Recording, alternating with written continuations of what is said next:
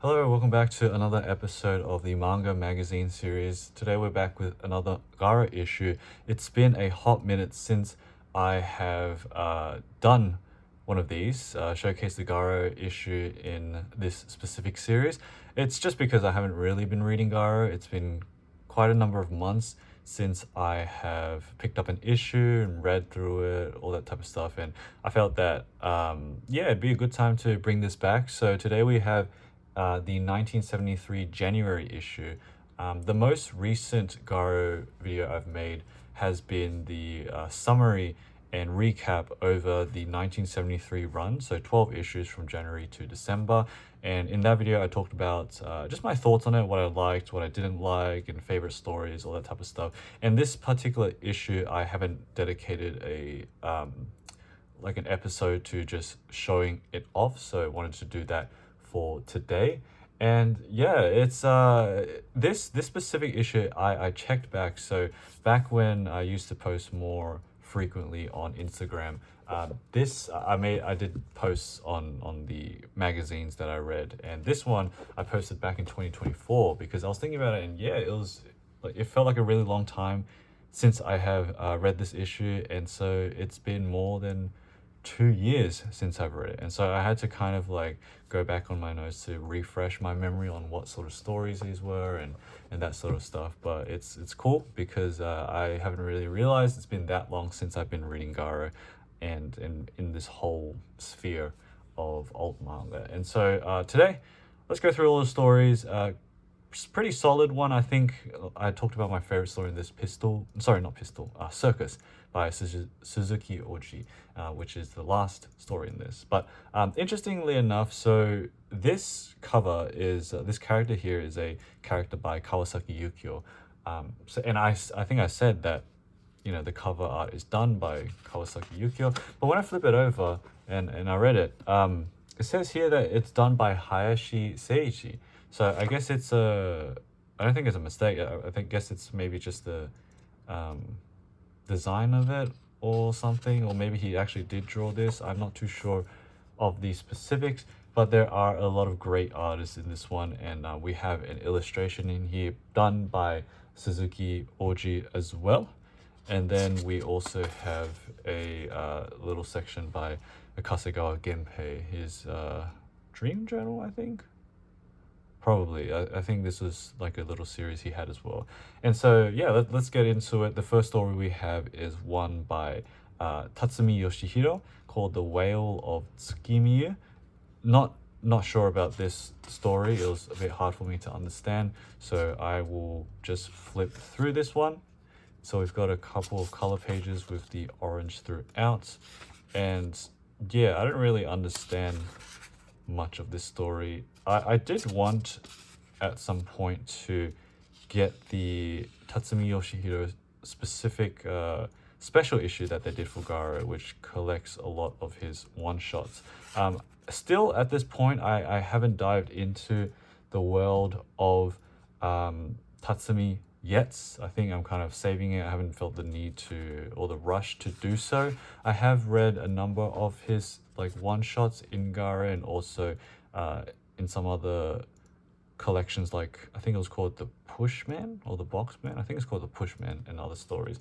They are older editions of his works that were translated into English, but it's been a number of years since I've read that. So still at this point, not very familiar with Tatsumi, but again, it's I'm very aware of him and his work. So the next story we have is called Yama-chan is Dead by Kusunoki Shouhei, one of my favorite mangaka to come out of Garo.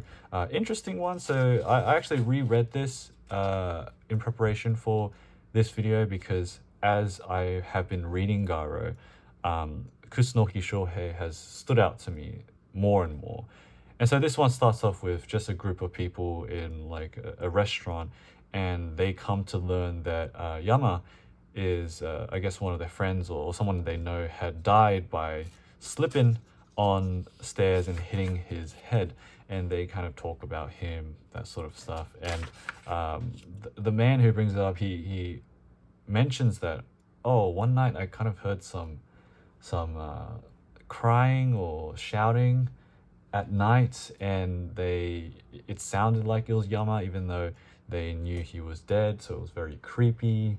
And we have here like this phone kind of rings, and everyone's like, oh my god, what is that? Everyone is in a really creeped out mood, but it's just someone trying to order kitsune udon at a soba shop, something like that. And yeah, they bring up, that's Yama, by the way, very creepy looking guy. One of the guys, he has a photograph of him, and they find out, oh, the date of the photo is the anniversary, like it's the day today in the story, and everyone's even more creeped out. And then Yama-chan pops in. Here he is. He's alive. And so it turns out that it was just a misunderstanding. It wasn't Yama that had fallen on the steps. It was actually his dog that fell on the steps and died.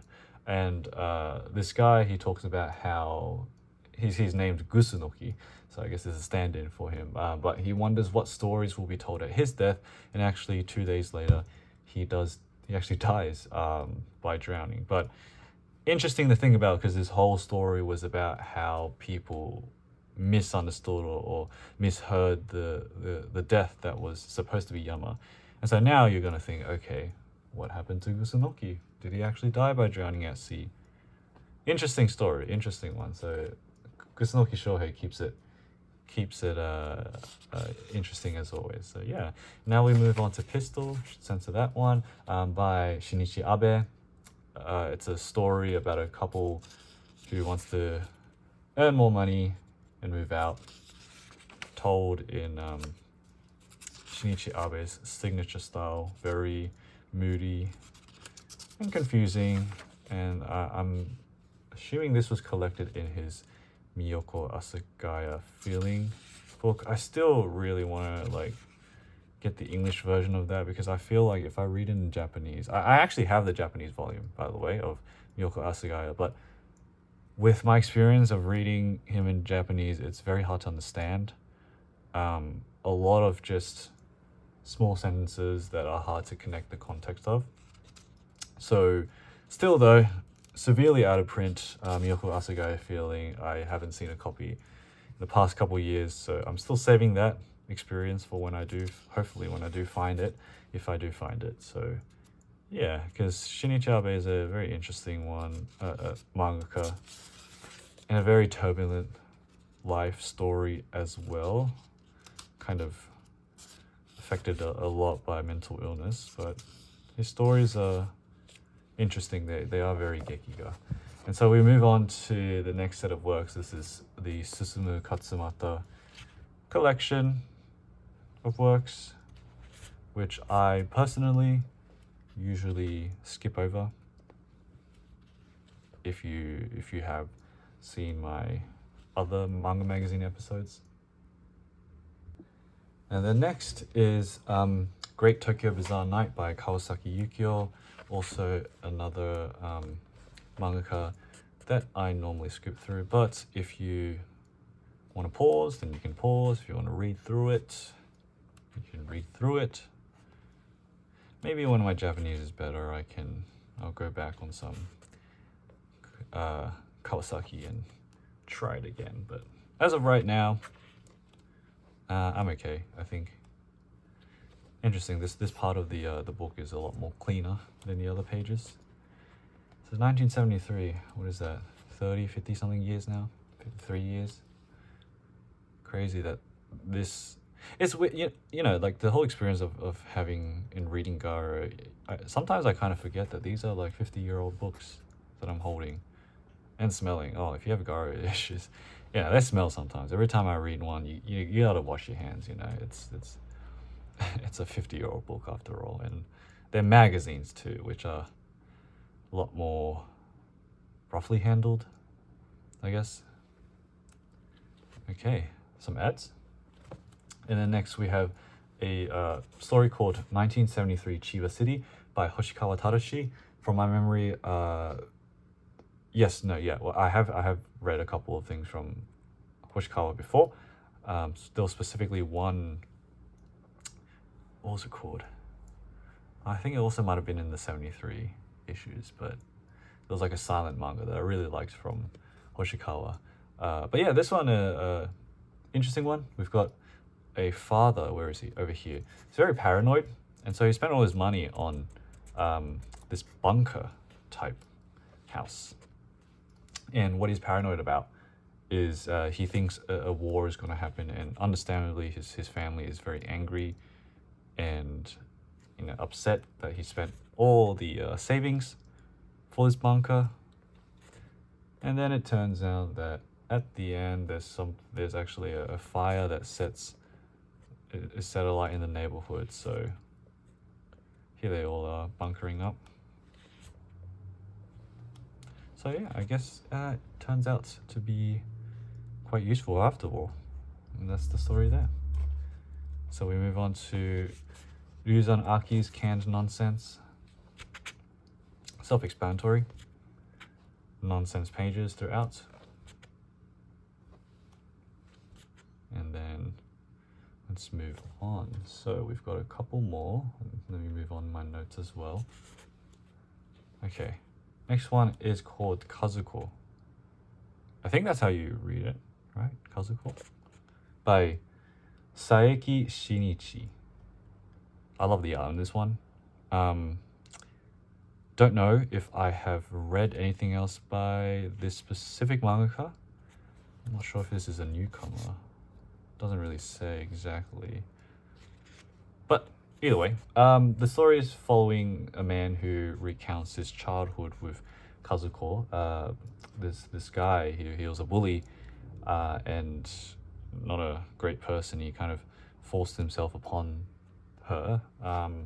So the art is very interesting. It's a lot of people staring at you. There's also intricate background patterns, a lot of dotting, spots, lines, a lot of ink throughout. And he gets in trouble doing that, and eventually Kazuko leaves the village. Reminds me of a lot of Hanawa Kazuichi's backgrounds. He likes doing these swirls a lot as well. Trains, very detailed.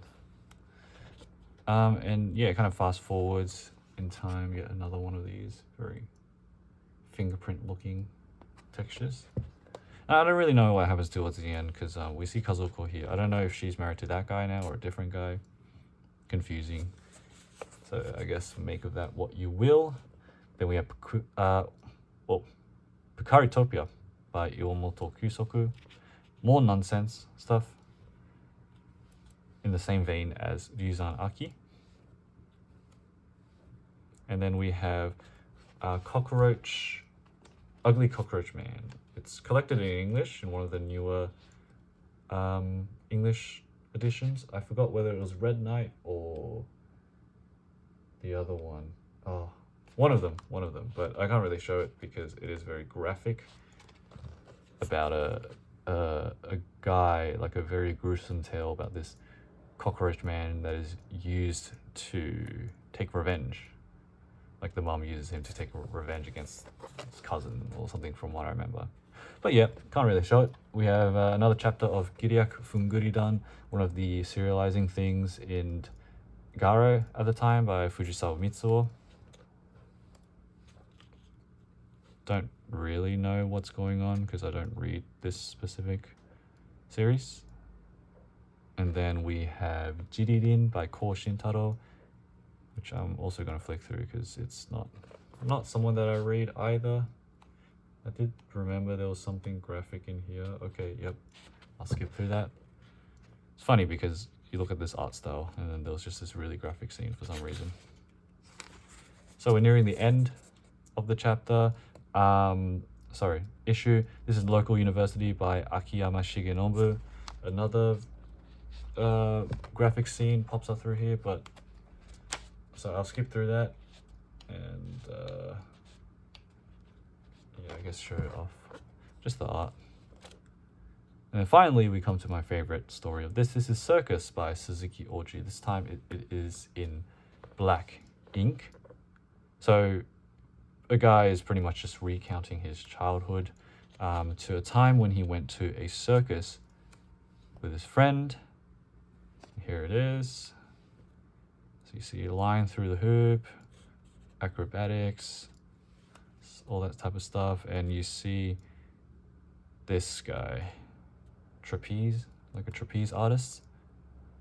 And he spots in the crowd as the trapeze artist is performing someone crying. So we assume that to be his family. And it's a simple, very simple type of story, but pretty hard hitting.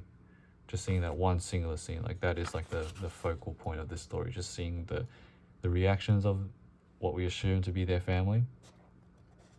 Yeah, pretty hard hitting. And so that is the end of this Garo issue. It's just the back of it if you want to read. We've got even a section of, I guess, discussing Dostoevsky. I think Notes from the Underground.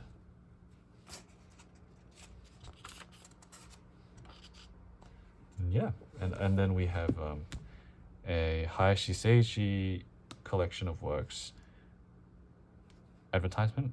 I have one of the volumes out of the two. They're like the really big hardcover volumes. But yeah, there's two of them, still haven't got the other one. 250 yen back in the day. I don't know, you know, it's still 50 years ago, so obviously it's very different, but man, 250 yen, huh? Would be amazing now, but you know, that's fine. Yeah, so that was today's Garo magazine series spotlight on 1973 issue 1 in January. So hope you guys have enjoyed it. At the moment, I don't have any plans right now to continue reading more Garo. I think it just will, if I want to read it, I will read it. You know, I don't want to burn myself out on it, so it is going to be a more spontaneous thing, but every now and then, if I feel like it, I'll bring back the manga magazine series. Recently, I did one of the Axe issues, so that was good. And yeah, now we get a Garo issue again. So hope you guys have enjoyed that one. We'll see you in the next video. Bye.